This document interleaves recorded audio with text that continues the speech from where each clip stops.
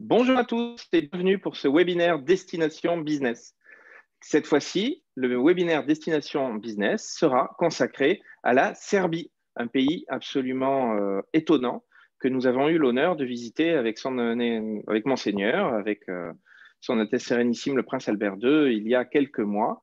Alors, en hommage à nos amis serbes et pour des raisons de convénience pour eux, nous allons maintenant passer à l'anglais et le webinaire se déroulera entièrement en anglais, le mébinaire, bien évidemment.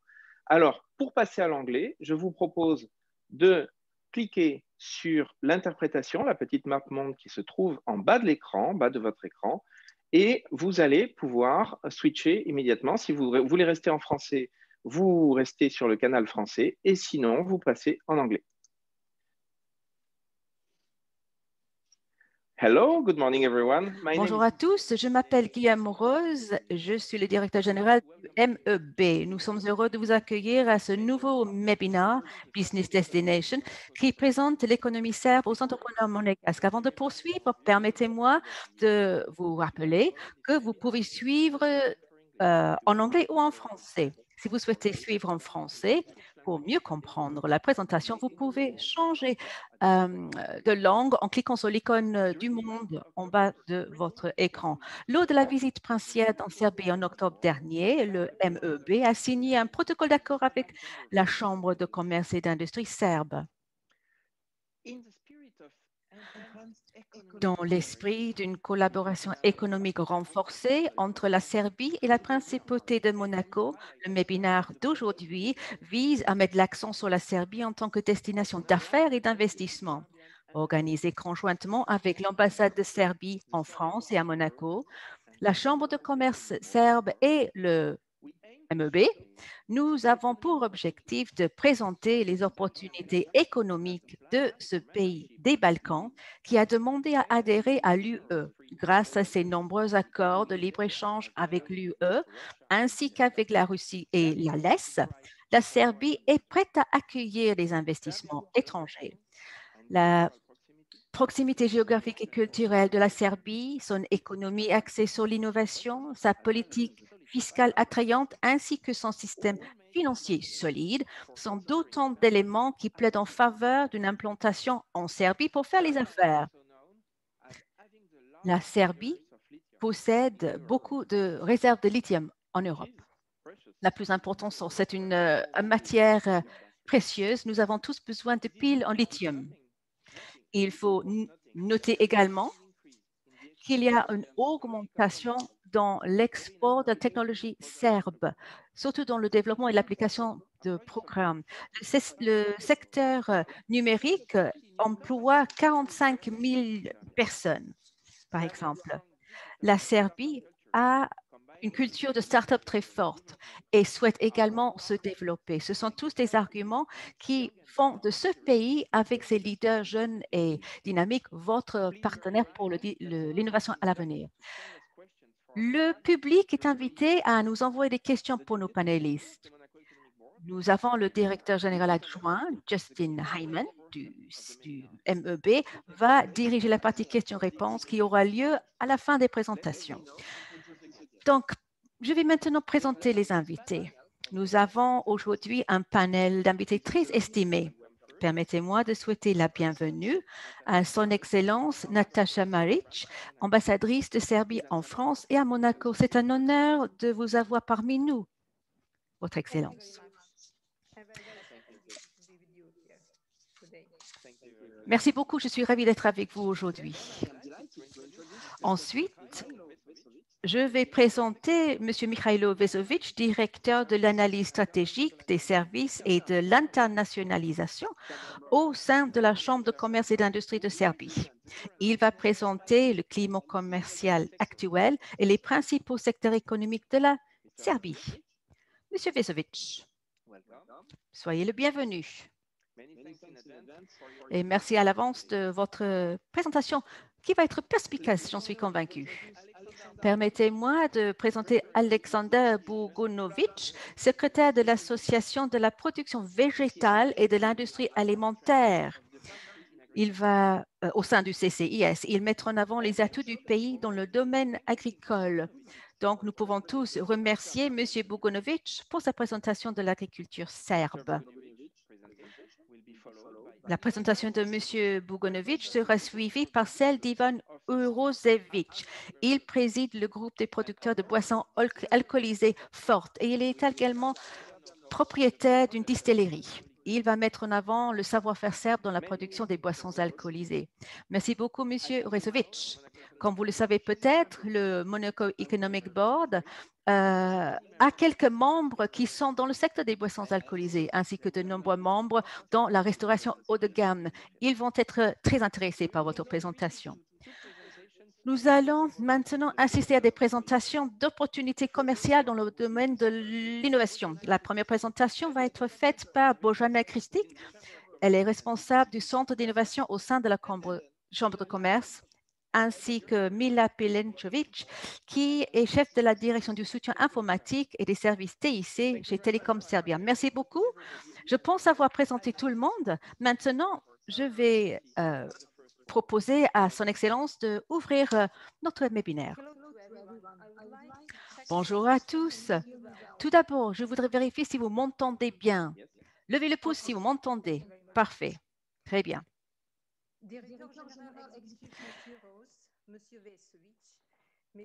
Monsieur, bonjour. Tout d'abord, permettez-moi de remercier le directeur général exécutif du Monaco Economic Board, Monsieur Rose, qui m'a convié à participer à cet événement, invitation que j'ai acceptée avec plaisir. Nous partageons tous la conviction qu'aujourd'hui, parallèlement à la lutte pour la santé de nos citoyens, dans la guerre contre la pandémie qui secoue le monde entier depuis un an, il est tout aussi important de renforcer nos économies afin de sauver des emplois et créer de nouvelles perspectives pour l'activité économique. La bonne voie est de toujours créer de nouvelles opportunités et d'approfondir les partenariats existantes. Et c'est pourquoi la tenue du webinaire d'aujourd'hui est extrêmement importante.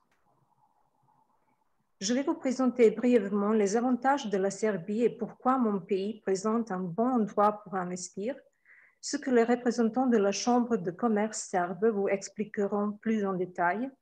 Mais avant cela, je voudrais donner un bref aperçu des relations bilatérales entre Monaco et Serbie.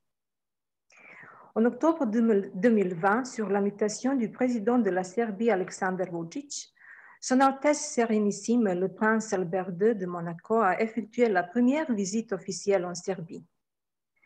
Cette visite de 2 jours a été historique pour nous et nous pensons qu'elle a largement contribué à une meilleure connaissance et compréhension mutuelle.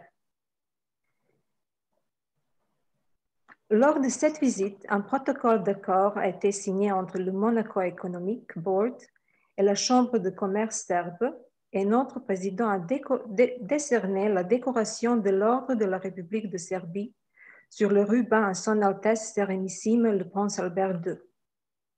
D'autres projets de coopération sont prévus. Nous pouvons donc dire qu'aujourd'hui, avec ce forum économique, nous inaugurons la coopération pour cette année qui ne fera que se développer avec l'amélioration attendue de la situation épidémiologique. Maintenant, je souhaiterais vous présenter les avantages de notre économie. La stabilité politique et économique, la coopération régionale, le développement des infrastructures, la promotion des investissements et la réforme de l'éducation figurent parmi les plus grandes priorités de la Serbie. La Serbie est sur un chemin clair vers l'adhésion de l'Union européenne, tout en entretenant des liens et des partenariats étroits avec des pays du monde entier. La stabilité régionale reste une des plus grandes priorités du gouvernement serbe. Belgrade est déterminé à continuer à mener la région vers la coopération et l'unité afin d'assurer la paix et la prospérité pour les générations futures. En octobre 2019, afin de renforcer l'intégration du marché régional, la Serbie a lancé une initiative mini-Schengen. Les dirigeants de l'Albanie, de la Macédoine du Nord et de la Serbie se sont engagés à travailler ensemble pour lever les obstacles à la circulation des marchandises et des personnes entre les 3 pays des Balkans. D'autres avantages sont notre situation géographique optimale, les avantages financiers et les incitations pour des investisseurs, ainsi que des accords d'échange libre avec d'autres pays qui ouvrent un marché de 1,3 milliard de consommateurs.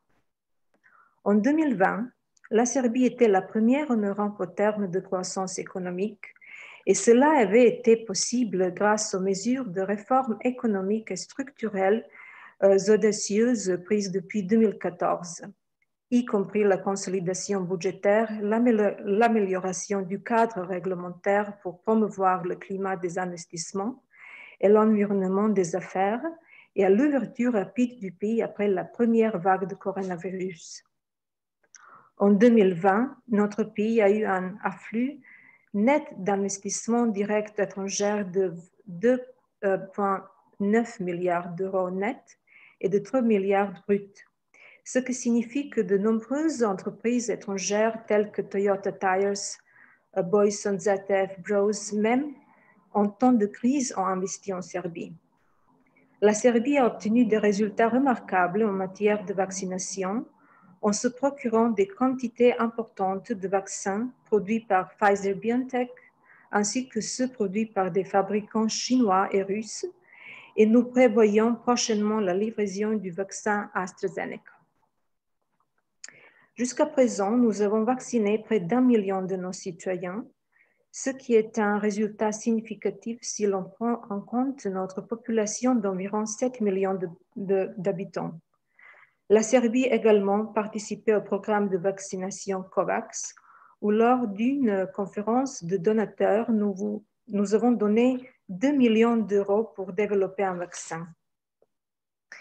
Pour finir, permettez-moi de partager avec vous le plaisir du fait que les entreprises monégasques ont déjà commencé à contacter l'ambassade, car selon leurs propres mots, en tant que membres du Monaco Economic Board, elles ont déjà vu l'annonce de l'expansion des relations économiques avec la Serbie et nous pouvons dire que notre coopération se concrétise déjà. J'invite toutes les entreprises intéressées à contacter l'ambassade de Serbie à Paris et obtenir par notre intermédiaire toutes les informations nécessaires concernant la Serbie. Je vous remercie de votre attention. Thank you very much. C'est nous qui vous remercions pour votre présentation, Votre Excellence. Je suis ravie d'apprendre, nous le savons tous, que la Serbie est parmi les premiers pays lorsqu'il s'agit de la vaccination. C'est très impressionnant.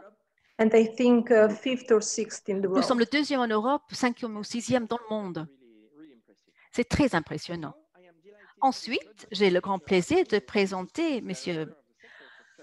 Mikhailo Vezorovic, directeur de l'analyse stratégique des services et de l'internationalisation au sein de la Chambre de commerce et d'industrie de la Serbie. Il va présenter le climat des affaires en Serbie. À vous. Bonjour, Monsieur Rose, Votre Excellence, Monsieur Hyman.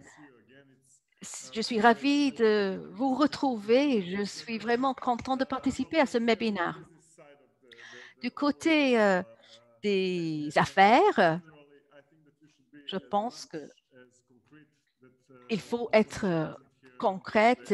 Les pays qui nous écoutent souhaitent apprendre un maximum de choses sur l'industrie et le commerce. Mais tout d'abord, je souhaite dire que après quelques mois, depuis notre première rencontre, je crois que c'est le 3e événement que nous avons mené. Bon, nous sommes en ligne, c'est virtuel, mais ce dynamique est unique. On ne le vit pas de la même façon avec d'autres pays. Donc, c'est une preuve que nous allons trouver beaucoup d'opportunités pour coopérer ensemble. Comme vous avez entendu, nous avons des partenariats moyens. Ce n'est pas notre but principal. Le but principal est de mieux connaître votre communauté commerciale, connaître vos investisseurs, leur apprendre quelles sont les opportunités d'investissement, quelles sont les ouvertures possible grâce à Monaco. Nous avons entendu que la Serbie a réussi sa vaccination. Le début de l'année était terrible pour tout le monde sur cette planète, mais en général, nous avons les prévisions pour l'année en cours qui est assez positive. Nous imaginons que les 9 mois de l'année à venir vont s'améliorer et nous allons voir notre PIB augmenter de 5%. Donc, c'est un chiffre assez optimiste. Quelques données d'abord. Il y a 20 000 sociétés étrangères qui sont déjà opérationnelles en Serbie. 60% des investissements directs étrangers qui viennent dans les Balkans viennent chez nous. C'est 2,5 milliards viennent en Serbie. L'année dernière, c'était 2,5 milliards, même si c'était le pire des années pour les investissements. La plupart des investisseurs présents sur notre marché continuent et ont l'intention de continuer à investir. Notre perspective macroéconomique est assez positive. Nous avons toujours la notation de BB+, ça va continuer et nous attendons à améliorer notre score l'année prochaine.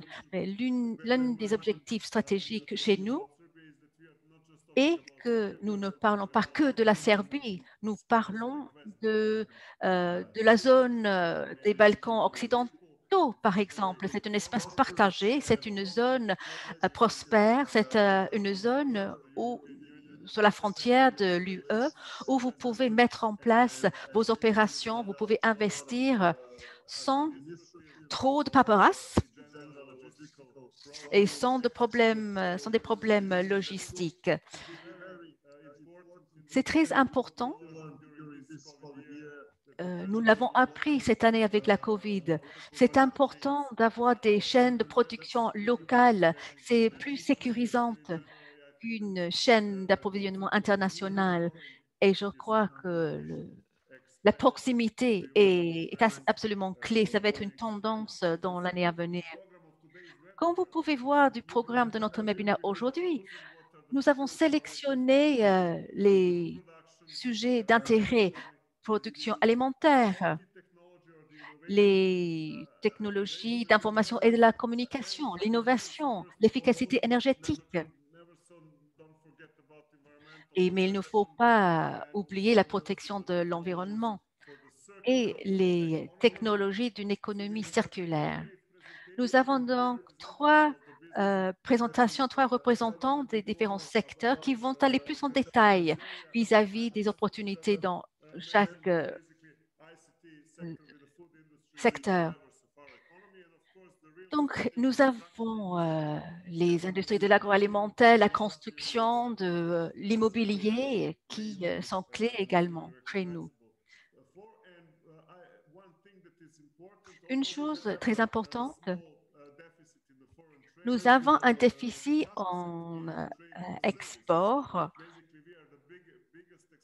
Nous exportons plus de services que nous n'en importons.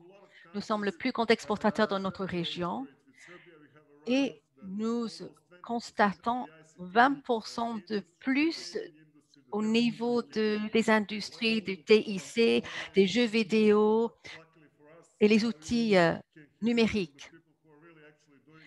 Donc, vous allez entendre des témoignages de notre secteur de télécommunications, par exemple. Donc, les opportunités sont nombreuses. Le gouvernement soutient les investisseurs tout en enlevant les barrières administratives, tout en expliquant comment procéder. Et nous accueillons les bras ouverts tous ceux qui souhaitent poser des questions, qui souhaitent se renseigner. Et nous soutenons tous ceux qui s'intéressent à nous. Merci beaucoup. Merci, Michaelo. Merci beaucoup. C'était une très belle présentation et je pense que vous avez donné une très bonne idée de comment on peut être bien reçu en Serbie lorsque vous y allez. Il y a cet enthousiasme et on se sent vraiment chez soi. Donc, nous passons la parole maintenant à M. Bogdanovic, secrétaire de l'Association de la production alimentaire. Il va parler des points forts de ce pays dans le domaine de l'agriculture. Merci. Merci. Bonjour à tous les participants. Je vais vous montrer rapidement la situation en Serbie en ce qui concerne l'agriculture. Je vais laisser un peu de place ensuite pour l'entreprise qui va présenter ses produits. Comme on vient d'entendre, l'agriculture joue un rôle important dans notre économie. Nous sommes situés donc dans la péninsule avec des bonnes conditions climatiques pour la production agricole. Et grâce à la variété des sols et la situation microclimatique, nous avons toute une série de productions de végétales et d'animaux. Si vous regardez l'agriculture en Serbie, c'est quelque chose qui est très bien développé. Nous avons une superficie de plus de 3,5 millions d'hectares. Nous avons un secteur agricole qui est très important, avec une population de 1,3 million qui travaille dans l'agriculture. Et nous avons presque 600 000 fermes dans notre pays, dont 330 000 qui sont inscrits en tant que ferme. Et la taille moyenne de la ferme, chaque ferme est de 5,4 hectares. Si vous regardez dans l'agriculture globalement, on voit que avec la contribution de la pêche et les exploitations forestières, cela représente 6% du PIB du pays. Donc, on peut vous dire que la valeur totale de la production est assez élevée. Et chaque année, nous augmentons nos exportations et nous avons un excédent dans le commerce agricole. Si vous regardez ensuite la situation en ce qui concerne les terres agricoles, plus de 80% est constitué par des terres arables et nous avons 5% pour les vergers. Si vous regardez la structure ensuite des cultures, nous avons 52% de la surface est dédiée à des cultures. Une partie importante est dédiée aux cultures industrielles, également aux fruits et légumes, qui est en croissance depuis quelques années. Ensuite, nous avons les cultures foragères.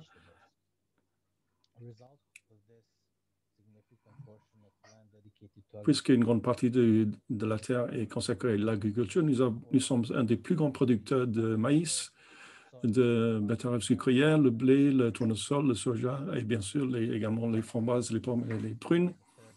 Nous sommes actuellement le plus grand, troisième producteur des framboises au monde. Nous sommes très connus également pour nos framboises qui sont envoyées partout dans le monde. Nous avons très bonne qualité de ce type de fruits et un haut niveau de sucre également dans ces fruits. Nous sommes un exportateur important de maïs également dans le monde et nous sommes un producteur important de soja en Europe. Un autre point important, c'est que la Serbie est un pays non OMG, donc cela est un point important. Et c'est également en ce qui concerne la qualité. Nous sommes un producteur important également de pommes et le plus grand exportateur de pommes en Russie. Si vous regardez ensuite l'industrie agroalimentaire, vous avez une production importante dans les produits primaires, la viande, le lait, les produits laitiers, le sucre, l'huile de tournesol, les confiseries qui augmentent, les eaux minérales, les boissons sans alcool. La Serbie est très riche en eau. Nous avons des bassins d'eau très importants, des réserves d'eau très importantes dans notre pays. Nous avons beaucoup de sources de très haute qualité, donc des eaux minérales de très haute qualité également. Ensuite, nous passons à la production des boissons non alcoolisées, la bière et le vin. Je voudrais souligner que le vin jouit d'une croissance importante depuis 10 ans grâce à un investissement très important. Depuis 20 ans, maintenant, on voit les résultats avec un très grand nombre de très bons vins qui réussissent très bien dans les marchés internationaux. Ensuite, nous avons le fromage et le miel. Et une de nos boissons traditionnelles les plus connues, c'est le rakia. Et vous allez entendre quelques informations supplémentaires là-dessus grâce à l'orateur suivant. Ensuite, sur les exportations et importations dans le domaine agricole, vous voyez ces chiffres ici et vous voyez qu'il y a une augmentation dans la production végétale et une augmentation dans les investissements et surtout dans les conditionnements pour améliorer le marketing. Et donc, par conséquent, vous voyez qu'il y a une augmentation dans les exportations vers toutes les destinations au monde. Grâce aux normes que nous appliquons dans la production, cela a permis de remplir les besoins de tous les marchés au monde. Donc, on va regarder maintenant les produits les plus importants, les pommes, les framboises, les prunes. Et j'aimerais également souligner que nous investissons dans la production biologique. Au départ, la croissance n'était pas très forte, mais depuis quelques années, ces dernières années, nous avons vu une croissance importante grâce à l'augmentation dans le nombre de producteurs. Et également, les superficies cultivées sont en train d'augmenter. Et cela a permis d'avoir une augmentation de la quantité d'exportation de ces produits biologiques. Maintenant, si on regarde les possibilités de coopération, on voit qu'il y a une potentiel importante dans l'agriculture primaire, avec l'exportation des fruits dont on a déjà parlé. C'est également grâce à nos vergers très modernes que nous avons et grâce à des mesures économiques qui ont été mises en place et également la digitalisation de notre agriculture et son application dans l'agriculture nous donne plus de possibilités et plus d'espace pour plus de promotion sur le marché international. Nous sommes actuellement en période pré-accession avec l'Union européenne. Nous avons donc la possibilité de profiter des fonds européens pour le développement économique. Cela nous aide dans la production primaire de l'agriculture et également dans les productions secondaires. Nous sommes un pays qui adopte les concepts innovateurs. Nous investissons également dans les énergies renouvelables et nous utilisons par exemple la biomasse pour notre production d'énergie, également les panneaux solaires photovoltaïques qui sont utilisés de plus en plus dans les domaines agricoles. Nous utilisons des concepts modernes dans le marketing et, par exemple, avec l'utilisation des marques dans l'industrie de transformation de nos produits. Ici, je voulais montrer sur cette diapositive certains produits qui sont particulièrement intéressants pour vous et également des produits qui sont très populaires sur les marchés internationaux. D'abord, vous voyez les alcools serbes traditionnels. On a déjà parlé de rakia. Nous avons parlé des vins déjà également, et également plusieurs types de produits biologiques, des boissons sans alcool également, des produits pour les randonnées également. C'est un secteur qui marche bien. Donc, cela vous donne une idée des nouvelles tendances et des possibilités qui vont exister à l'avenir. On est bien aligné avec notre stratégie de spécialisation que nous avons mise en place l'année dernière. L'idée, c'est d'avoir des aliments pour l'avenir. La nourriture pour l'avenir avec des concepts modernes de marketing et pour augmenter la valeur ajoutée et avoir des aliments avec des valeurs nutritives plus élevées. Grâce à la bonne qualité de notre climat et de nos sols pour la production, nous sommes actuellement à un très bon niveau et cela nous donne un très bon potentiel pour l'avenir, un potentiel de croissance. Surtout par rapport à l'année dernière où, à cause de la COVID, nous étions une des seules économies où nous avons vu une croissance dans notre marché agricole dans ce domaine-là. Voilà, donc c'était ma présentation. Je vous remercie pour votre attention. Je passe la parole au deuxième orateur. Merci beaucoup. Merci beaucoup, M. Bogdanovic. C'était une présentation très claire. Maintenant, nous allons écouter Ivan Jurosovic, président du groupe des producteurs pour les boissons fortement alcoolisées et également le propriétaire de la distillerie TOC. Il va nous parler donc de la production de ces boissons alcoolisées. À vous, monsieur. Merci, bonjour à tous.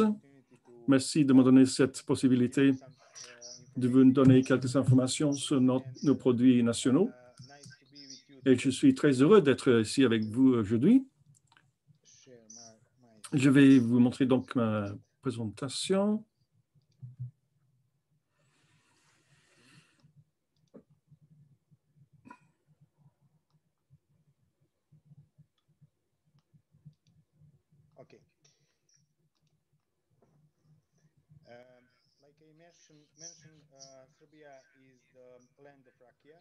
Comme vient d'être dit, la Serbie, c'est la terre du rakia. Rakia, c'est notre boisson traditionnelle. Il s'agit du produit principal dans ce domaine. Dans notre pays, ce que je voudrais dire, c'est que dans l'histoire de notre pays, depuis le XIIIe siècle jusqu'à maintenant, rakia a joué un rôle très important pour le peuple serbe.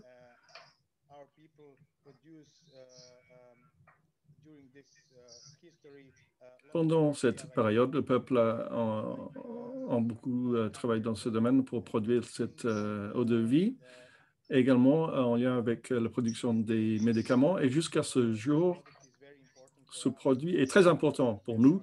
Il s'agit d'un produit national, en fait. Au début de l'histoire de la production, c'était une production artisanale dans les domiciles de chaque personne. Il y avait des distilleries individuelles.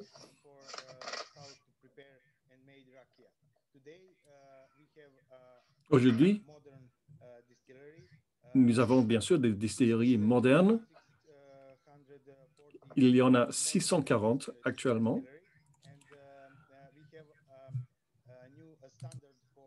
Et nous avons mis en place de nouvelles normes pour ces produits et une législation depuis 2015 qui impose les mêmes normes qu'à l'Union européenne.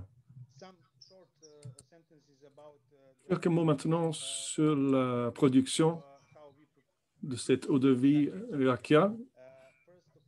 Tout d'abord, il est important de prendre en compte la qualité des fruits. Nous n'utilisons que les meilleures qualités de fruits pour la production de rakia. Donc, nous avons dans la production d'abord le croisement des fruits et l'élimination des noyaux. Ensuite, la fermentation. Dans les distilleries modernes, nous utilisons beaucoup de technologies modernes. Nous utilisons des levures particulières pour augmenter la fermentation et pour avoir une bonne qualité du mélange de fermentation. Ensuite, que la fermentation est terminée, nous passons à la distillation. Traditionnellement, en Serbie, nous produisons le rakia avec une double distillation. La distillation du mélange de départ et ensuite nous faisons une deuxième distillation.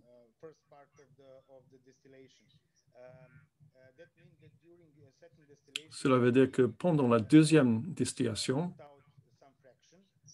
nous obtenons une fraction et ainsi nous arrivons à obtenir la meilleure qualité possible de cet alcool. Nous appelons cette partie c'est le résultat de la distillation, ça s'appelle déjà du rakia. Donc, cet alcool est à 65% d'alcool. Et selon le type de fruit, on va passer à la maturation dans les fûts en chêne. Pour les pommes, les prunes et les raisins,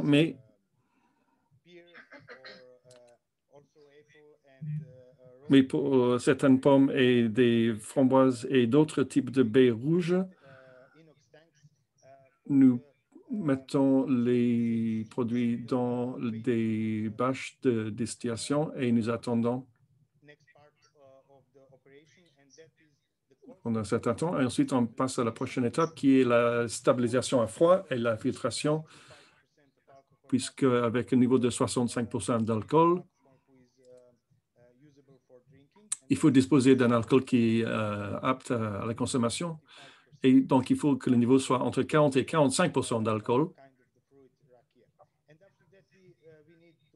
Ensuite, nous effectuons une filtration après la stabilisation à froid,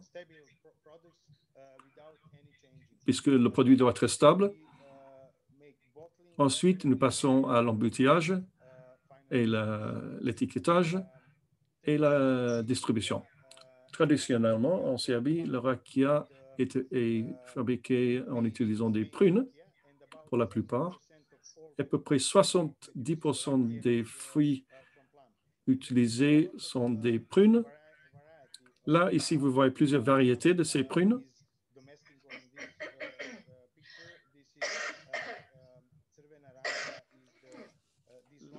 Là, vous voyez la variété Aranka. Et en bas, vous voyez une autre variété. À peu près 10 variétés différentes nous donnent la possibilité d'avoir beaucoup de variations dans la complexité aromatique de nos produits finaux. Et c'est pour cela que la Serbie est reconnue pour la bonne production de rakia, puisque nous avons une très bonne qualité de fruits et beaucoup de variétés de ces variétés de prunes différentes qui sont utilisées. Comme disait mon collègue, nous sommes parmi les premiers producteurs de prunes au monde. Vous pouvez le voir dans cette graphique. Vous voyez les autres pays qui sont également des grands producteurs. 70% des prunes que nous utilisons pour la rakia et 70% des rakia vendus en Serbie est fabriqués en utilisant des prunes. Nous fabriquons le rakia également en utilisant les abricots, les pois, les coings, les framboises, les mûres et les raisins. Tous ces types de rakia sont des produits clairs. Le point important, c'est que c'est un produit vraiment délicieux. Et en Serbie, nous avons une tradition pour boire le rakia d'une certaine façon. Je pense que pour les personnes qui habitent à Monaco, ce sera une très belle opportunité de découvrir le rakia. Et vous allez voir que c'est vraiment un produit délicieux qui donne beaucoup de plaisir.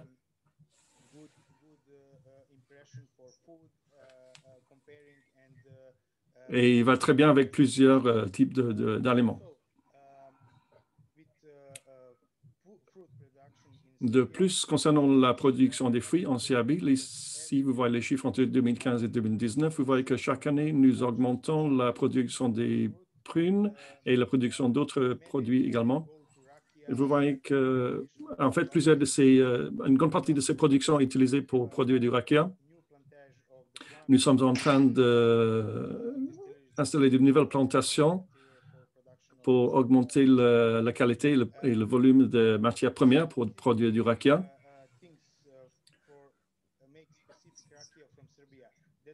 Donc, quelles sont les particularités et les spécificités du rakia? D'abord, c'est parce que nous avons un microclimat unique dans cette région du monde, puisque nous avons beaucoup de soleil. Nous avons des très bonnes techniques agricoles. Nous avons un très bon niveau de matières premières utilisées pour la fermentation. Ensuite, la double distillation dans les unités de distillation en cuivre. C'est très important puisque ainsi nous obtenons un alcool pur avec les caractéristiques principales des composés aromatiques grâce aux fruits utilisés. Et nous avons les mêmes législations et les mêmes normes qui sont utilisées pour les produits finaux qu'au Royaume-Uni, en Union européenne. Donc ainsi, les produits sont d'une très bonne qualité et nous respectons toutes les normes nécessaires pour avoir une sûreté sécurité alimentaire. Voici quelques images de nos distilleries modernes en Serbie. Dans la première image, vous voyez les installations en cuivre pour la double distillation qui ressemble à ce qui est utilisé en France pour les cognacs. Vous voyez les fûts en chêne ces fours en chaîne sont produits et fabriqués en Serbie, dans l'ouest du pays. Et ils donnent une très bonne qualité de l'alcool une fois qu'il est terminé. Et sur cette diapositive, vous voyez que pendant ces dernières années, nous avons augmenté les exportations des alcools à base de fruits, surtout vers l'Europe et vers les États-Unis.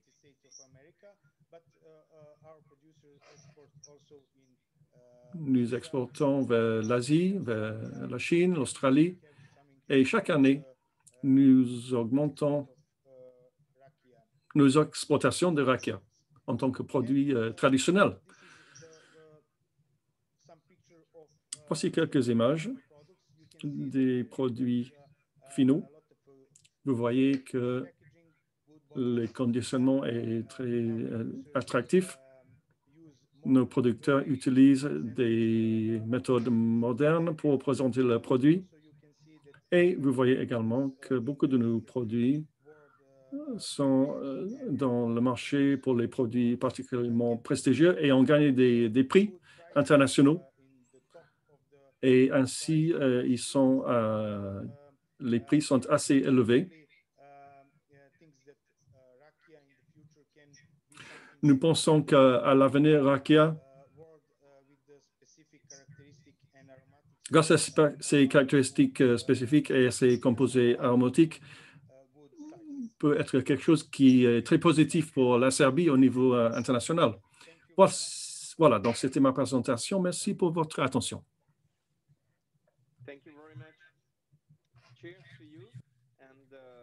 Un grand merci à vous.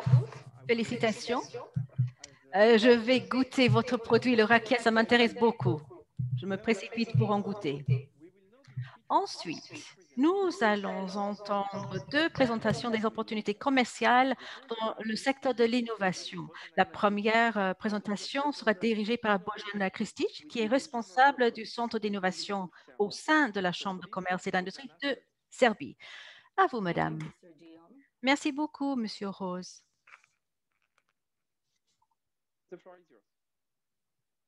À vous, madame.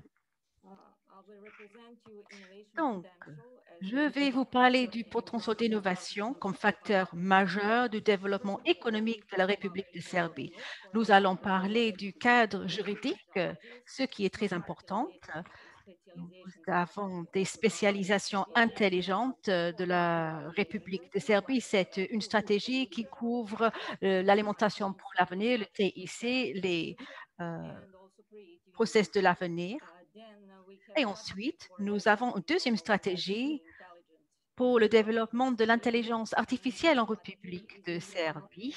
Et cette stratégie est impliquée dans une initiative de l'intelligence artificielle.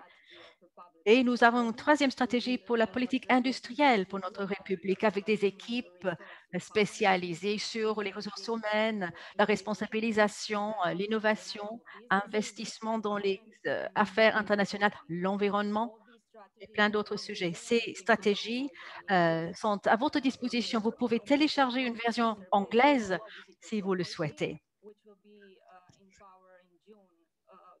Nous en avons d'autres stratégies qui vont être publiées bientôt. Avec ces stratégies, nous souhaitons améliorer l'environnement commercial et promouvoir la numérisation des différents services dans notre République. Et puis, nous avons un cadre institutionnel. Il y a un organigramme qui est à l'écran. Nous avons le gouvernement en haut qui construit une économie basée sur la science et l'innovation, sur l'investissement, les motivations. Il y a un autre service qui s'occupe de l'innovation. Et nous avons un ministère de l'innovation et pour le développement numérique. Et nous avons un ministère de la science qui s'occupe du développement et de la promotion de la science et des recherches.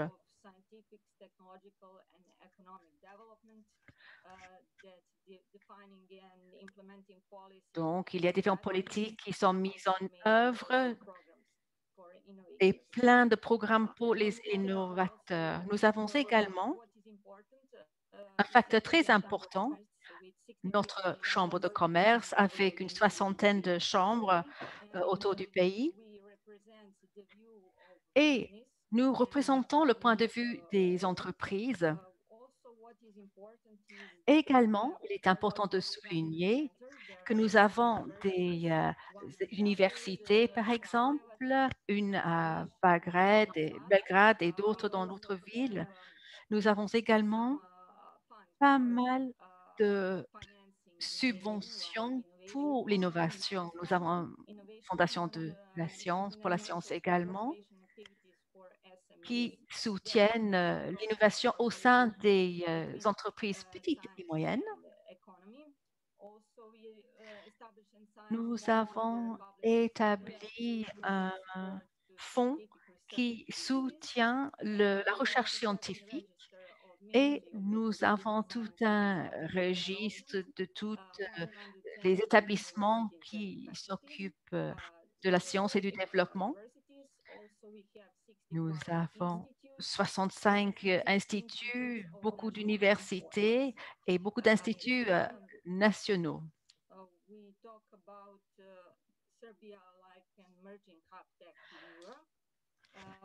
La Serbie est un centre technologique émergent en Europe. Nous avons un système fiscal assez avantageux. Le gouvernement est un partenaire engagé dans la numérisation. Nous pouvons organiser des entretiens pour vous avec des services de développement en Serbie.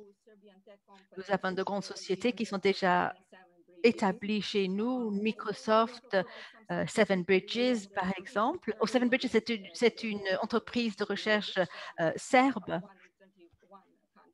Il y a une liste de 131 pays du monde établie par le Global Innovation Index et nous sommes placés en 53e position. En ce qui concerne le financement, il y a des programmes nationaux. Nous avons un fonds pour l'innovation, un fonds pour la science, un fonds de développement, agence de développement de la Serbie et d'autres programmes ministériels. Nous avons également des programmes internationaux tels Horizon 2020, COSME et les autres. Et il existe d'autres sources de financement.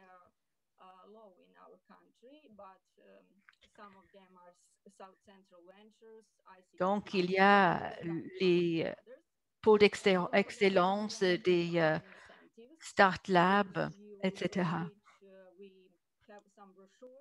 Nous avons certaines brochures que vous pouvez télécharger également sur le lien qui est affiché. Et nous avons... Il y a des organisations et programmes de soutien. Quelques exemples sont donnés à l'écran. Nous avons pas mal de parcs scientifiques et technologiques. Nous en avons 4 actuellement. Il y a un parc à Belgrade, nous en avons un autre à Čačak-Niš et à Novi Sad et 12. Et 1295 personnes sont employées dans ces parcs. Un autre projet qui pourrait vous intéresser fait partie du projet Horizon 2020. C'est un institut Biosense. Nous avons un projet qui s'intitule Antares. Et Antares vise à faire évoluer notre institut Biosense vers un centre d'excellence européenne pour les technologies avancées. On va se focaliser sur l'agriculture moderne. Nous construisons un deuxième centre dans une autre ville, c'est en cours de construction actuellement. Il y a 3 types de services fournis, des services commerciaux, techniques et écosystèmes. Nous avons une plateforme numérique, ce qui est très important. Nous avons un autre grand projet en Serbie. C'est un data center gouvernemental 5 fois plus grand que celui qui existe déjà à Belgrade. Si vous souhaitez stocker vos équipements chez nous, vous pouvez contacter le gouvernement sur ce lien qui est affiché à l'écran. C'est le centre de données le plus moderne chez nous. Les universités, les parcs scientifiques vont pouvoir s'en servir. Il y a IBM, par exemple, qui a servi un contrat pour utiliser ce centre de données. Parlons ensuite d'autres activités. Au niveau de notre service d'innovation, on peut dire que notre activité principale est de lier la science et l'économie. Et Mme Mileković, elle, de Télécom Serbia, elle est la présidente de ce conseil. Nous organisons beaucoup d'événements. Nous avons des conférences avec des experts de réseautage, on organise des pitchs, des ateliers et nous avons un club d'innovation. C'est une académie. Nous avons une académie également d'innovation. Nous organisons des concours pour promouvoir les meilleures innovations technologiques depuis de nombreuses années. Nous organisons nos concours avec les ministères de l'Éducation et nous avons pas mal d'ateliers et d'autres événements pour promouvoir l'innovation. Nous coopérons avec l'Agence de développement en Serbie et le réseau des entreprises européens.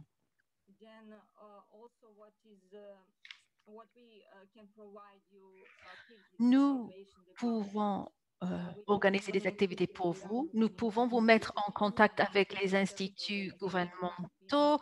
Nous pouvons vous mettre en contact avec les différents parcs et instituts. Et nous pouvons vous donner toutes les informations nécessaires. Et nous également pouvons fournir aux Serbes les informations sur Monaco.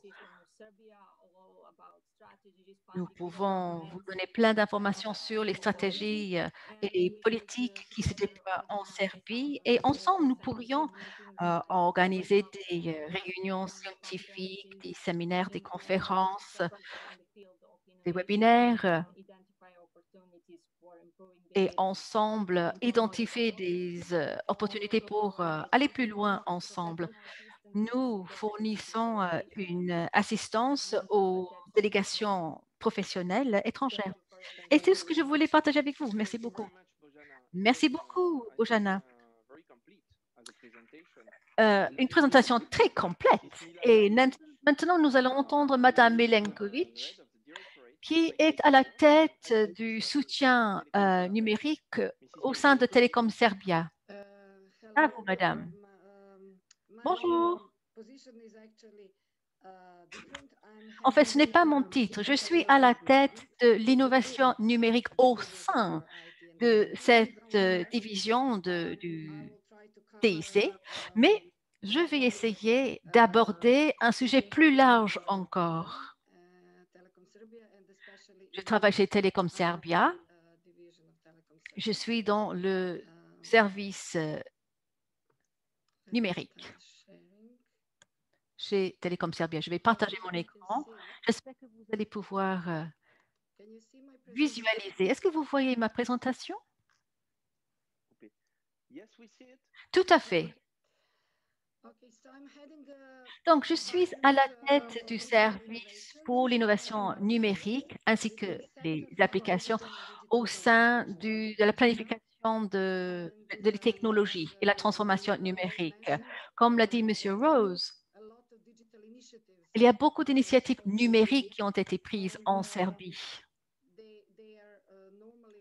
Et ces initiatives sont normalement mises en œuvre par les opérateurs de télécom. En fait, notre société couvre non pas seulement le marché serbe, nous sommes également en Bosnie. Nous avons 2 filiales qui s'y trouvent là-bas. Nous avons plusieurs sociétés affiliées Et nous fournissons bien sûr les services téléphoniques, mais aussi beaucoup de solutions TIC. Et récemment, nous avons rajouté les services multimédia. Donc, en ce qui concerne la téléphonie, nous avons près de 6 millions de clients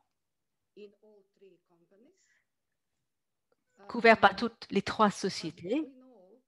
Mais en tout, si vous analysez tous les services, téléphone fixe, mobile, multimédia, etc., nous touchons 10 millions de personnes. Nous avons 10 millions d'abonnés chez nous, les Télécom Serbia et nos filiales.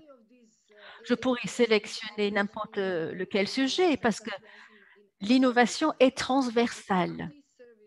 Mais les services de l'IoT est quelque chose qui nous intéresse énormément. L'IoT, ou comme on dit en français des fois, IDEO, l'Internet des objets. Nous travaillons avec différents partenaires, principalement des partenaires régionaux, les partenaires serbes, mais nous sommes tout à fait partants pour travailler avec des partenaires d'ailleurs. Seulement, si vous avez quelque chose à proposer à Telecom Serbia ou aux clients de cette dernière, nous travaillons habituellement avec des partenaires locaux parce que c'est bien d'avoir le soutien technique au niveau local. Mais nous sommes principalement prêts à travailler avec des partenaires étrangers. Depuis de nombreuses années, nous avons développé un écosystème de partenariat basé principalement sur la fourniture de services. Si nous avons quelque chose à proposer ensemble à nos services, il y a le service commercial qui est de chez Telecom Serbia, il y a les solutions dans le nuage de Telecom Serbia qui est disponible, mais toutes les autres solutions qui pourraient être proposées aux autres, à nos clients sont de belles opportunités. On peut partager nos revenus. Donc, je vous invite à participer avec nous avant que je parle de notre Internet des objets en Serbie.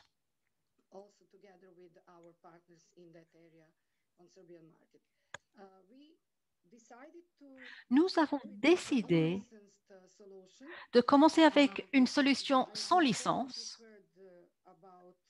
J'imagine que vous êtes au courant des différentes solutions.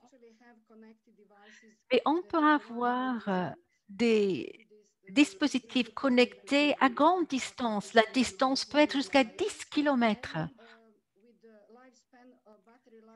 Avec un cycle de vie de batterie de jusqu'à 20 ans. On peut utiliser ce dispositif pour tous les services connectés et tous les appareils connectés. Et il ne faut pas acheter une licence. Nous avons décidé, dès le départ, de faire ce choix, de choisir cette technologie. Il y a beaucoup d'applis qui ont été développées, il y a pas mal de plateformes qui ont été sélectionnées. C'est une technologie française, ça vient de la France, qui est parée à l'avenir, ça va fonctionner à l'avenir. Il y a certaines petites modifications de configuration qui nous permettront d'utiliser la même plateforme pour différents réseaux, y compris pour les réseaux 5G. Qui est une question pour l'avenir, bien sûr, l'avenir assez proche, n'est-ce pas? Donc, on voulait commencer avec ce IDO, l'Internet des objets, parce que ça couvre les solutions des villes intelligentes, les maisons intelligentes, la santé dématérialisée, toutes ces solutions qui vont être utilisées de plus en plus à l'avenir. mais on ne savait pas trop quel service choisir pour commencer. Parce que dès qu'une société de télécom souhaite lancer une nouvelle technologie, une nouvelle plateforme, un nouveau réseau, tout d'abord, il faut avoir un modèle économique qui couvre tous les investissements qui sont nécessaires en amont. Et nous avons décidé donc de commencer avec l'ORA. C'est une norme qui est un standard, une norme classique. Il en existe plusieurs, mais l'ORA résout l'un des problèmes principaux que nous avons rencontrés chez Telecom Serbia. Nous avions beaucoup de vols de nos câbles dans les regards et on souhaitait protéger nos câbles en cuivre. On ne voulait pas qu'ils soient volés. On voulait trouver des différentes parades. Mais nous avons perdu des millions à cause de ces vols. Et donc, grâce à Laura, nous avons trouvé la parade. On a pu protéger les câbles en cuivre. On a empêché le vol de ces câbles.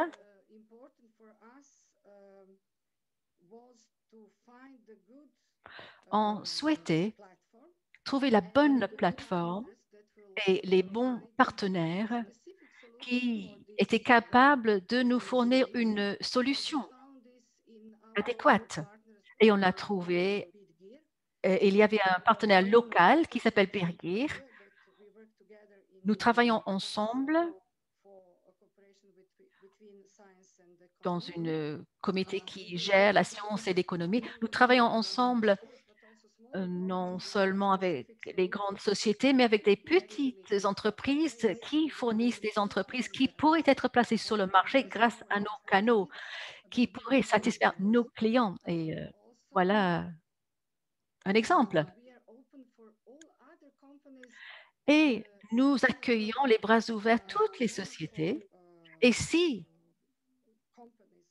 une société monégasque souhaite investir dans un start-up ou une société serbe, je suggère de vous lancer dans ce domaine de l'Internet des choses, l'Internet des objets plutôt. Si vous avez une solution chez vous, dans votre pays, vous pouvez nous contacter et travailler avec nous, soit directement, pourquoi pas, mais ou peut-être grâce à un partenariat avec un acteur local qui pourrait vous aider à customiser votre solution pour un projet conjoint.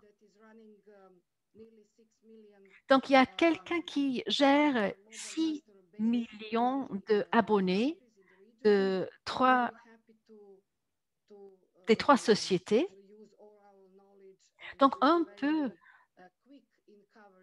on a pu déployer toutes nos connaissances, on a couvert toute la Serbie très rapidement, en commençant avec les grandes villes, bien sûr, Belgrade, Niš et Novi Sad, etc., les autres grandes villes. Mais on ne s'est pas arrêté là. Nous avons beaucoup de capteurs dans notre pays, pour couvrir tous les regards.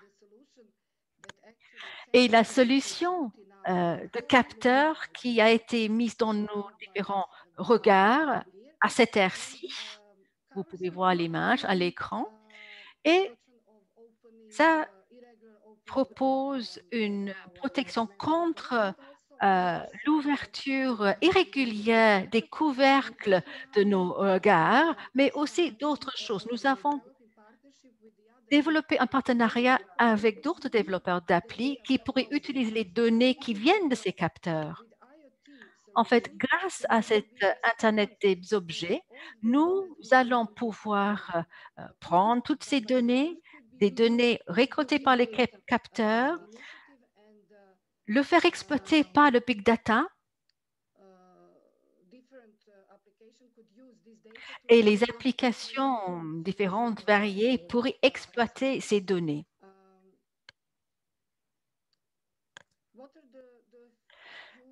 Alors, quels sont les objectifs à venir? En fait, on souhaite devenir le fournisseur numéro 1 de l'IDO en Serbie. Nous souhaitons également impliquer les autres réseaux.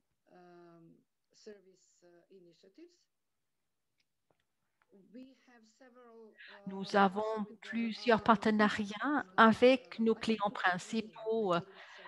Je ne peux pas vous révéler les noms, mais un fournisseur de boissons sucrées travaille avec nous.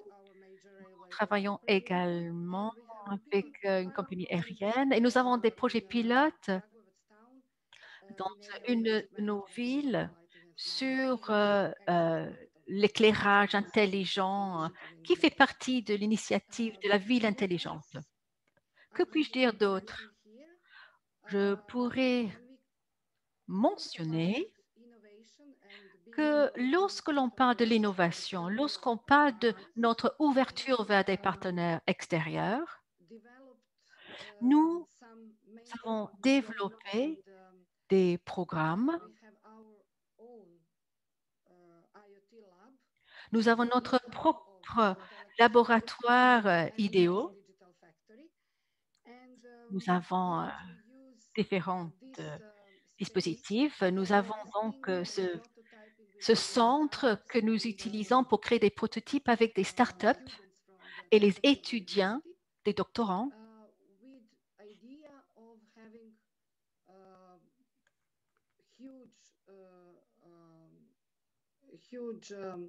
l'objectif est de développer un écosystème de différents services, soit pour les clients professionnels ou des clients privés, pourquoi pas.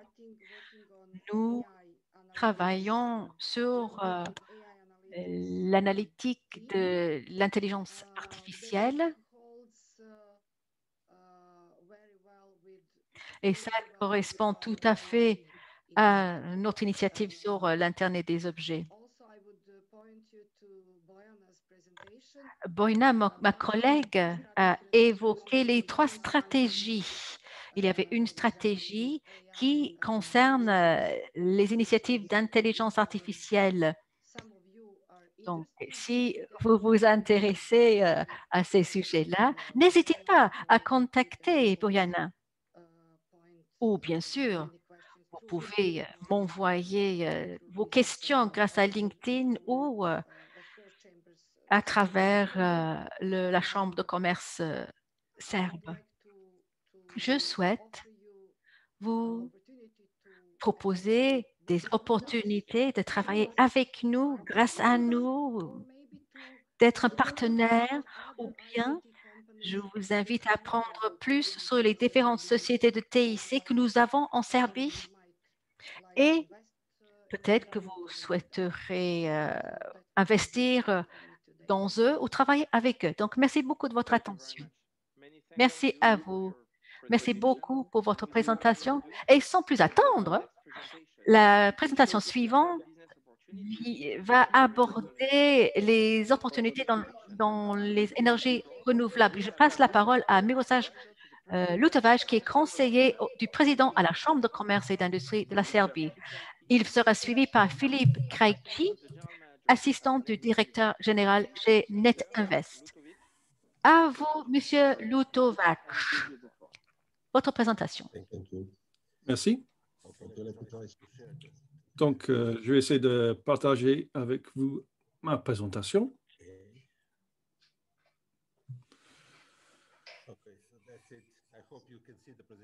J'espère que vous voyez la présentation. Je vais vous parler du secteur de l'énergie en Serbie, surtout l'électricité, puisque je pense que c'est le secteur le plus dynamique. En général, cela va vous donner des statistiques générales sur le secteur de l'énergie. Monsieur Lutovac, nous n'avons pas la présentation. Nous avons l'image de votre écran, mais on n'a pas l'image de votre présentation. Est-ce que vous pourriez ouvrir la présentation, s'il vous plaît? Merci. 2 secondes.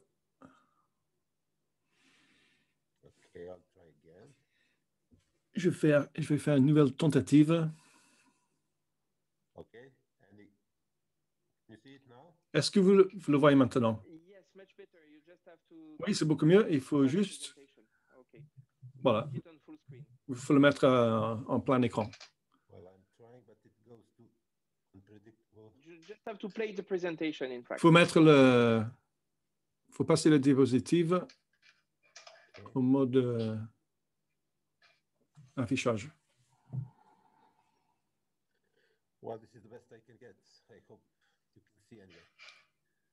Voilà, donc j'espère que vous pouvez voir. Quand je passe à le plein écran, voilà ce qui se passe. Voilà, donc on peut très bien voir votre diapositive, suffisamment. Donc, les statistiques vont vous donner des données générales sur notre secteur de l'énergie. Le plus important, c'est que nous sommes un pays avec 30% de notre énergie est importée. Ce n'est pas le cas pour l'électricité.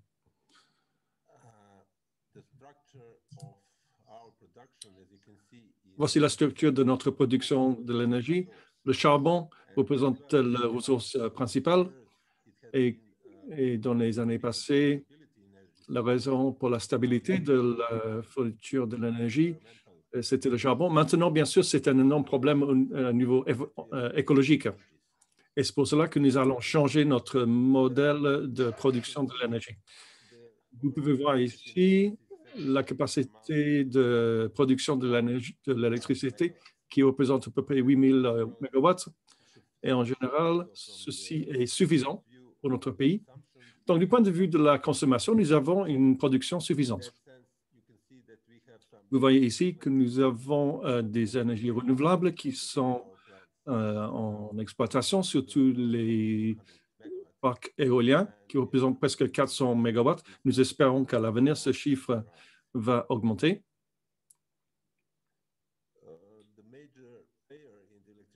L'acteur principal dans le secteur de l'énergie, c'est IPS, c'est un organisme d'État. Vous voyez la production globale de IPS et grâce à des centrales thermiques à charbon. Et c'est un grand problème pour nous du point de vue de la pollution de l'air. Nous sommes en train d'effectuer des modifications actuellement. Avec cette graphique qui vous montre la production, l'importation et la consommation brute depuis quelques années, vous voyez la consommation est en train de se réduire.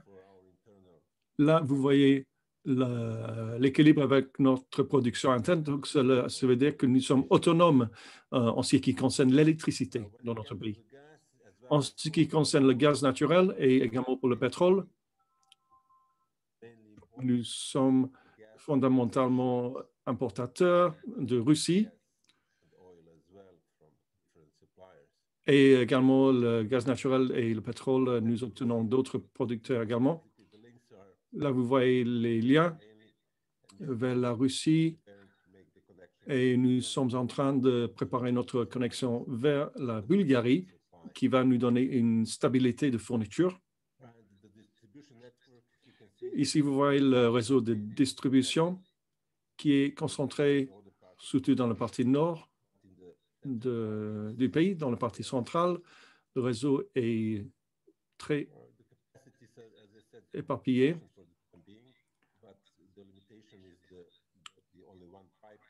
Pour le moment, nous n'avons qu'un seul pipeline de gaz pour le gaz naturel, donc nous sommes dépendants actuellement de ce seul pipeline. J'ai déjà parlé du pétrole. Il n'y a pas grand-chose à dire là-dessus. En ce qui concerne le charbon et notre utilisation du charbon, pour la plupart, notre charbon, c'est du lignite. Vous voyez, cela représente 99%. La plupart du lignite est utilisé dans les centrales thermiques, très peu utilisé pour le chauffage. Nous avons un problème majeur dans le domaine du chauffage urbain, mais nous avons amélioré la situation. L'énergie utilisée était produite avec le pétrole et le fuel lourd. Nous sommes en train de changer ce mix actuellement. C'est un de nos problèmes majeurs du point de vue environnemental actuellement. J'espère que nous allons vers des jours meilleurs. Le plus important, c'est que nous sommes focalisés sur des énergies renouvelables. Mon collègue va vous en parler plus en détail dans quelques instants. Vous voyez que la source principale des énergies renouvelables, c'est la biomasse, 63%. Vous avez également les autres types d'énergies renouvelables qui jouent un rôle mineur. Nous espérons voir des changements à l'avenir dans notre volume d'énergie renouvelable. Nous sommes en cours d'adopter un nouveau rôle pour les énergies renouvelables.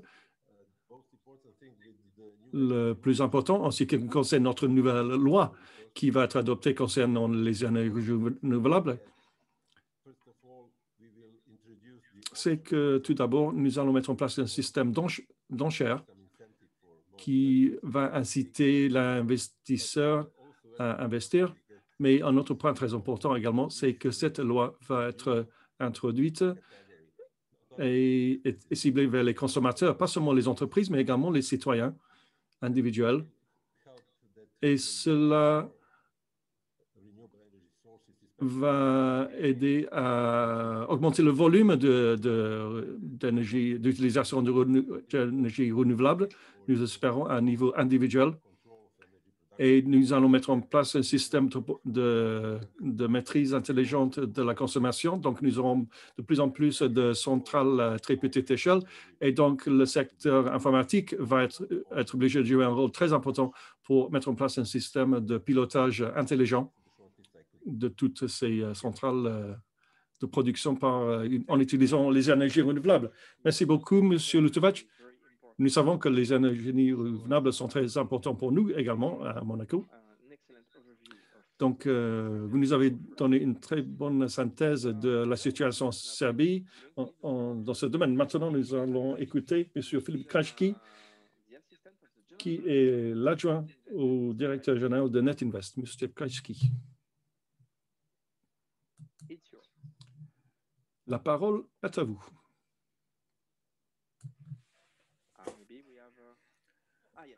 Voilà, M. Krajčí.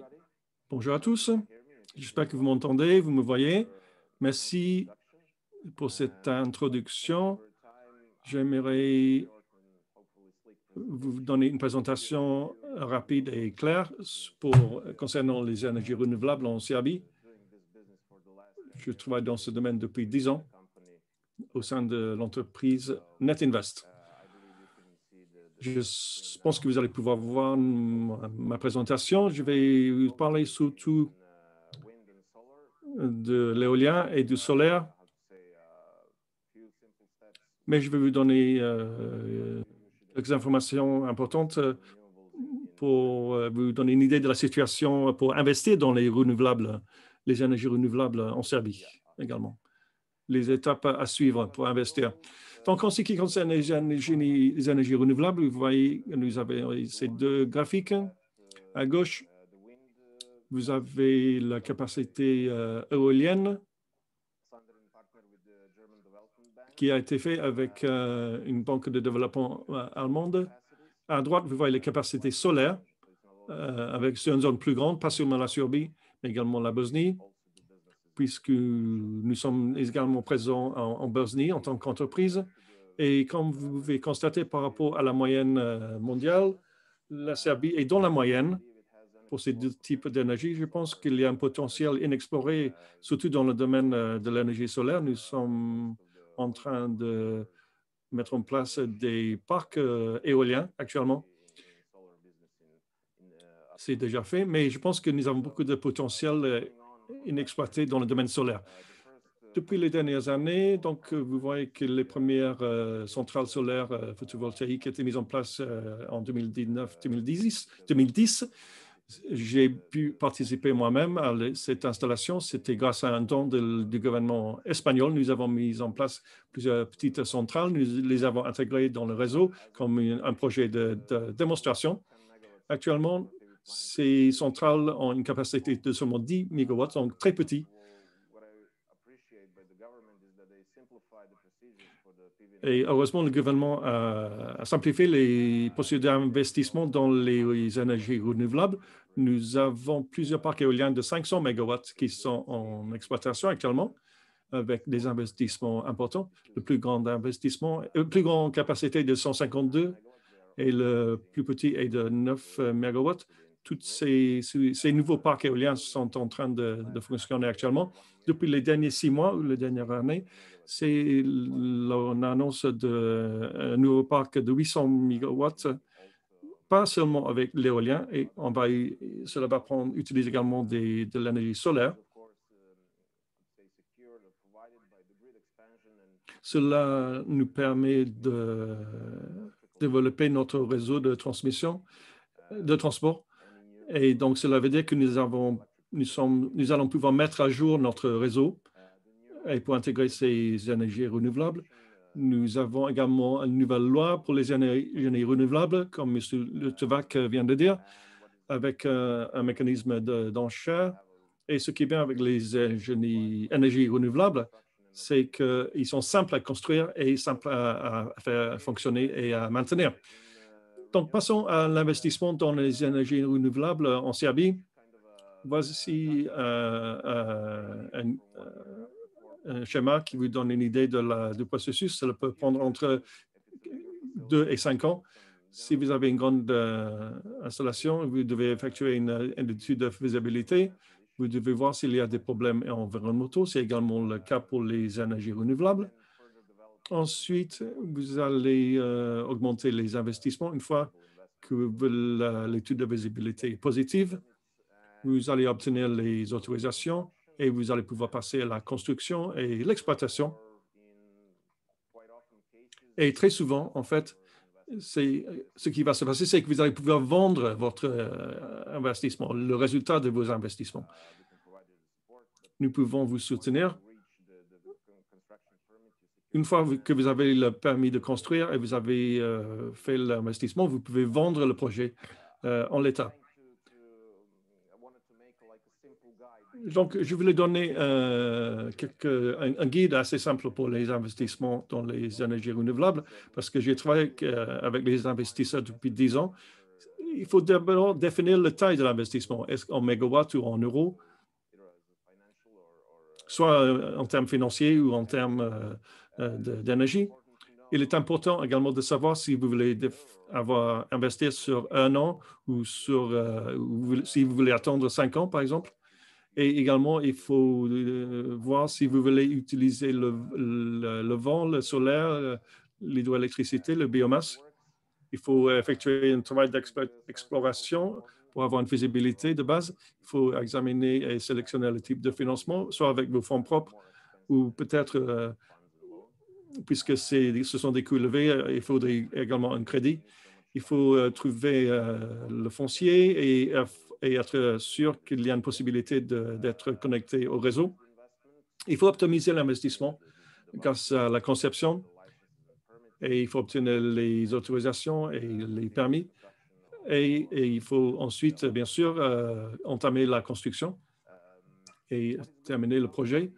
Il est bon de savoir que la terre peut être dans le secteur privé ou le secteur public. C'est un peu plus compliqué, c'est dans des terrains publics. Il faut signer un accord avec le gouvernement. C'est un peu plus compliqué, mais c'est plus sécurisé. Vous pouvez également louer les terrains. Vous n'avez pas besoin nécessairement de l'acheter. Vous pouvez le louer sur une période de 50 ans, par exemple. Le poste de transformation sera développé et financé par l'investisseur et ensuite sera passé au gestionnaire de réseau. Il n'y a plus de tarifs progressifs actuellement. Donc, vous n'avez pas droit donc, à des subventions d'État, mais heureusement, le marché de l'électricité soutient ce type d'investissement. Donc, le prix de marché de l'électricité est lié à la bourse d'électricité hongroise. Ce qui est réaliste avec les énergies renouvelables, c'est que vous avez un retour investissement au bout de 5 ou 10 ans.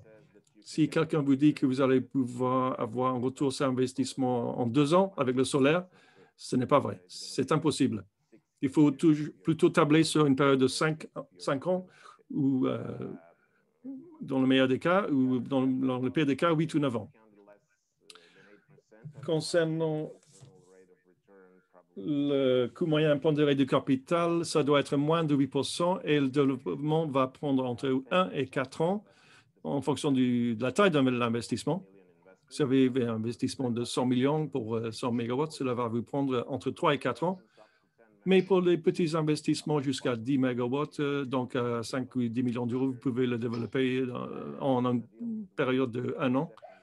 Et s'il s'agit d'un développement éolien, il faudrait compter plus de 2 ans de développement. Donc, dans nos entreprises, nous fournissons le soutien, l'accompagnement, la conception pour le solaire, pour la biomasse, pour le solaire et l'éolien, pour tout type d'investissement. Voici quelques références. Nous avons construit le premier centrale PV en Serbie. Nous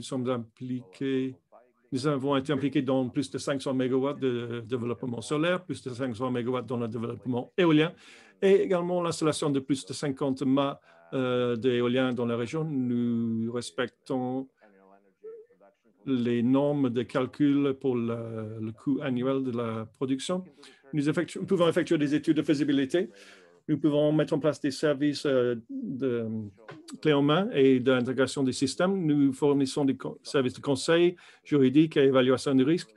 Et quel que soit l'investissement, on peut prendre en compte tous ces risques. Et bien sûr, nous avons obtenu tous les certificats nécessaires au niveau de la qualité, l'efficacité énergétique, tout ce que vous pourriez imaginer. Merci pour votre attention. Voici mes coordonnées. Si vous avez des questions, bien sûr, vous pouvez m'envoyer un email. Vous pouvez me trouver facilement. Merci encore une fois de m'avoir écouté. Merci beaucoup. C'est une présentation très intéressante. Je pense que c'est une opportunité très intéressante en Serbie. Donc, merci à vous tous pour vos présentations qui étaient extrêmement intéressantes et utiles. Comme vous savez, le développement économique est très important. Je pense que nos auditeurs ont dû être très intéressés par les présentations de nos amis serbes. Maintenant, je pense que je vais passer la parole à M. Justin Hyman, qui est le directeur général exécutif adjoint de notre MEB. Et on va passer donc aux questions concernant ces présentations. Justin, à vous. Merci beaucoup, Guillaume, et merci à tous pour vos présentations très riches. Comme l'a dit Guillaume, elles étaient pleines de bonnes informations et elles ont provoqué quelques questions. Il nous reste très peu de temps, donc je vais poser la première question moi-même pour Mihailo.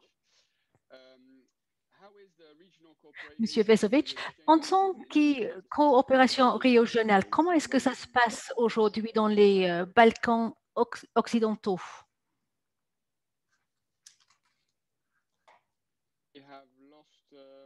Est-ce que nous avons perdu Mihailo Vesovic? Donc, en attendant, je pose une autre question. Elle est pour Maëla, Madame Milenkovic. Pouvez-vous nous dire un peu plus sur votre plateforme pour l'Internet des objets? Est-ce que c'est agnostique au niveau de l'accès? Quel est votre point de vue concernant les futures générations de téléphonie mobile? Comme je l'ai dit, nous avons une plateforme pour le développement avec une société française. Oui, le système est agnostique, compatible avec l'avenir, peut être utilisé avec LoRa, mais également pour la téléphonie de l'avenir, ainsi que le système MBI. Fabuleux. Merci beaucoup pour votre réponse. Une autre question concernant l'Internet des objets. Quel service est des hauts génère les plus d'attentes. En fait, tout ce qui touche la santé mobile et la maison intelligente, nous croyons que si vous avez un portail à la maison, vous pouvez connecter tous les dispositifs au sein de votre maison. Donc, pour le client, privé, c'est la maison intelligente, mais pour un client professionnel, c'est toutes sortes de pistages. C'est quelque chose qui est soutenu par le gouvernement. Merci beaucoup. Mikhailo Vezovic, est-ce qu'il est revenu vers nous? Il s'est absenté. Désolé, on avait 2 ou 3 questions pour lui. Alors, que je vérifie.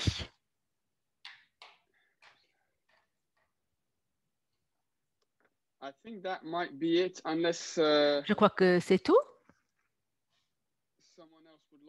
Sauf si quelqu'un souhaite, si quelqu'un souhaite répondre à la question concernant comment appâter, entre guillemets, les investisseurs étrangers.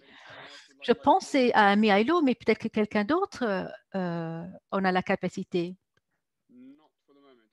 Personne ne se présente. Je n'ai pas de volontaire.